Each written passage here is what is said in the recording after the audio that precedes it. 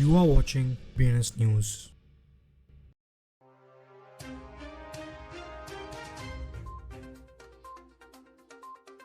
आज की headlines. South Korea के हाई रैंकिंग ऑफिशियल्स के लिए मैंडेटरी क्रिप्टो डिस्क्लोजर्स इंट्रोड्यूस किया गया। यूबीएस हांगकांग की second digital green bonds issuance में शामिल हुआ। नाइजीरिया के क्रिप्टो फर्म्स के लिए बैंक अकाउंट्स बैन हटाने से यूजेज सर्ज हो सकता है। बिटमैक्स एसएससी के स्टैंड्स को क्रिप्टो ईटीएफ एफिशिएंसी के लिए इम्पेंडिंग थ्रेट मान रहा है। डिजिटल एसेट प्रोडक्ट्स ने रिकॉर्ड किया $103 million inflows. Assets under management $52 billion position maintain करते हैं। आर्क इन्वेस्ट के दिसंबर सेल्स में कॉइनबेस डीबीडीसी के 3.7 मिलियन शेयर शामिल। Eastern Caribbean Central bank retail D cash 2.0 vendors के लिए ढूंढ रहा है।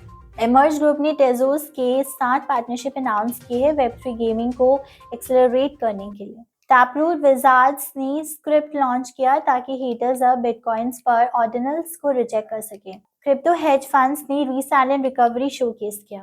वीचिन थॉर ने लॉ कार्बन फुटप्रिंट अचीव किया सस्टेनेबिलिटी के टेस्टामेंट को दिखाते हुए। बायबिट और विंटरम्यूट ऑप्शंस ट्रेडिंग के लिए ऑप्टिमिज्म्स है और crypto market rebounds. South Korea ने अपने पब्लिक सेक्टर में ट्रांसपेरेंसी और इंटीग्रिटी बढ़ाने के लिए सिग्निफिकेंट स्टेप लिया है।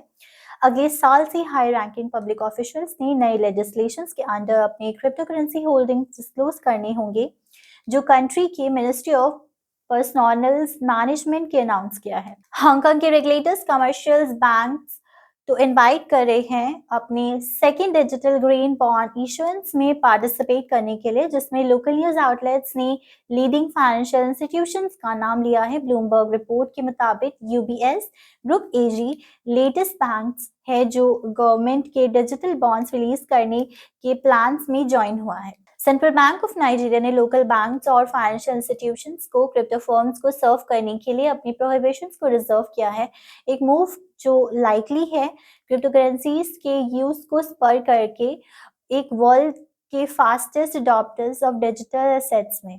एक्स प्लेटफॉर्म पर recent series of the revelations में फाइनेंशियल और क्रिप्टो स्फेयर्स के की फिगर्स ने एसएससी के क्रिप्टो एक्सचेंज ट्रेडेड फंड्स के एफिशिएंसी पर इम्पैक्ट के ओवर कंसर्न्स एक्सप्रेस किए हैं। Notably, US financial lawyer Scott Johnson, venture capitalist NIC Captors और BitMEX एक्सचेंज ने एसएससी के रेगुलेशंस के डिजिटल एसेट्स के इन काइंड क्रिएशंस रिडेम्पशंस पर पोटेंशियल रिपरक्यूशंस को हाईलाइट किया है। क्रिप्टो करेंसी फंड्स ने ईयर के पेनल्टीमेट वीक में $103 मिलियन इनफ्लोज रिकॉर्ड किए हैं as institutional investors spot bitcoins। ETF approval की तरफ मोमेंटम मेंटेन करते हैं सिक्योरिटीज एंड एक्सचेंज कमीशन द्वारा। आर्क इन्वेस्ट ने इस महीने अब तक कॉइनबेस स्टॉक के $1.5 मिलियन से ज्यादा शेयर सेल ऑफ किए हैं एक साल के एंड में, जिसके स्टॉक प्राइस में मेजर गेन्स देखे गए हैं। फर्म ने उस स्पैन में ग्रेस्केल बिटकॉइन ट्रस्ट के और भी ज्यादा शेयर्स ऑफलोडेड किए हैं।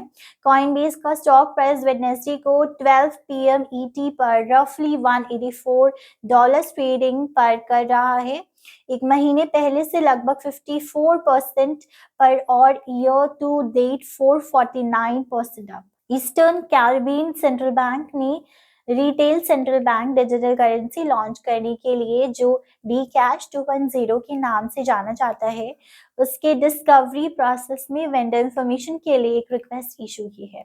Singapore emerge group south east Asia में एक लीडिंग मार्केटिंग टेक्नोलॉजी फर्म जो आईपी और गेमिंग पार्टनरशिप्स में स्पेशलाइज करती है, टीजेड अपैक के साथ एक स्ट्रैटेजिक कोलैबोरेशन अनाउंस कर रही है, जो वेब3 इकोसिस्टम बिल्डर है और फाउंडर्स, क्रिएटर्स, डेवलपर्स और इंस्टीट्यूशनल लीडर्स को टेजोस ब्लॉकचेन पर थ्राइव करने में एम्पावर करता है।